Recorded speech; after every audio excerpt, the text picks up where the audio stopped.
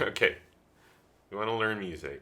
There's nothing like really looking at a physical staff, grand staff.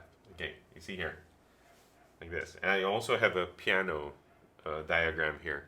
If you can find a music notebook or even something like this that you can print out and put it somewhere where you can see it every day, like on your desk or on your fridge, on beside the TV, put it there where you can see it every day. Just really by observing. So here on the top area, this is what we call the treble clef staff. Now, music is written this way because visually you have to relate the pitch visually also. If the notes are higher, what does that mean? The pitch is higher. Okay, so any note that's written on the upper area of the staff, the pitch or the sound will be the higher registers.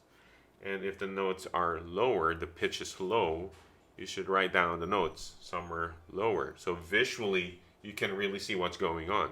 All right? So that's the first thing. Just looking at it. And this, by the way, if you're editing video, this is like your timeline of music. So you have a playhead that moves forward from left to right.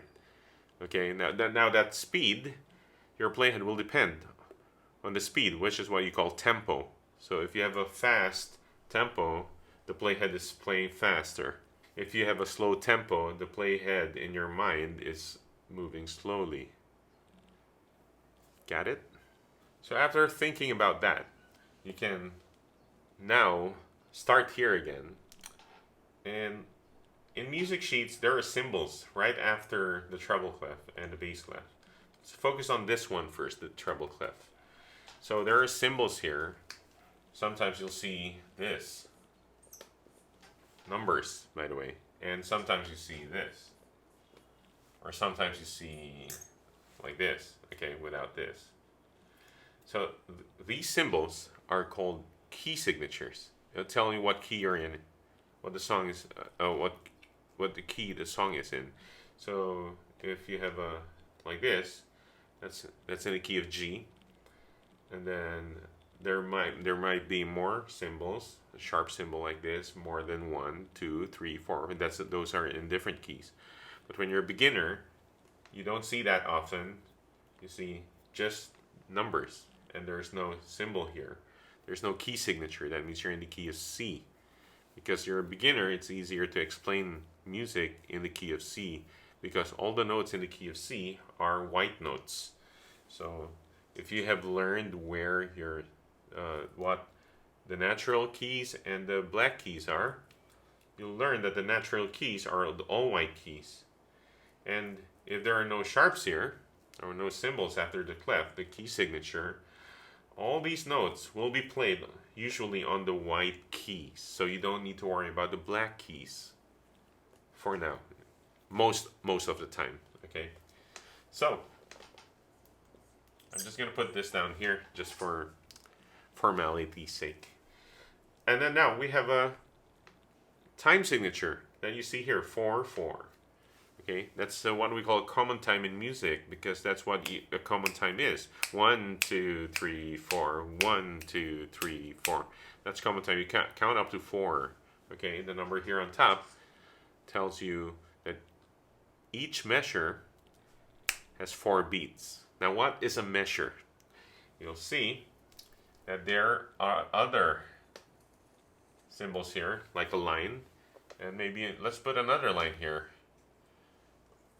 A double bar line here. So this is called the bar line, okay?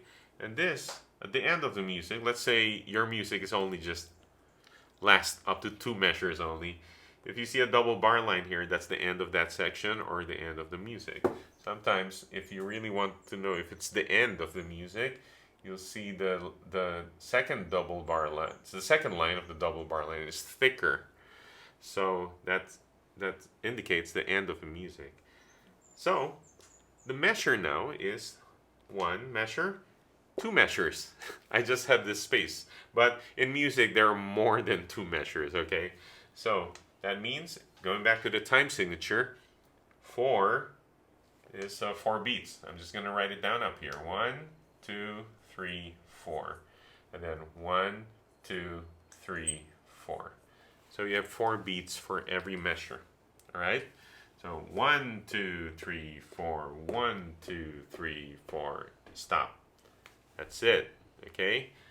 That's the number on top. The number here represents the notes, really. This represents a quarter note. Number 4. In relation to a whole note, which is 4 beats, if you divide a whole note into 4, you get quarters, right? So that's it, 4. You divided the whole beat into 4 notes, quarter notes. If you change this and put a number 8 there, you divide the whole note into 8 pieces, which are 8 notes. So now these beats are counting 8 notes instead.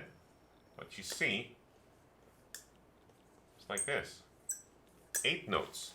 1, 2, 3, 4. Okay, but if in common time we're counting quarter notes. So not 8 notes. The main beats value, you're counting 8 quarter notes. 1, 2, 3, 4. That means you get, that doesn't mean always quarter notes. In music we have different value notes. So that means, let's use the second measure. Let's talk about 8 notes. Remember your 8 notes. 2 8 notes is equal to 1 quarter note. So that means 1 quarter note is equal to 1 main beat. So 1 main beat, you can fit in 2 8 notes now, because 2 8 notes is equivalent to 1 quarter note. So that will be fine. You can put another 2 8 notes inside on the second main beat, like this.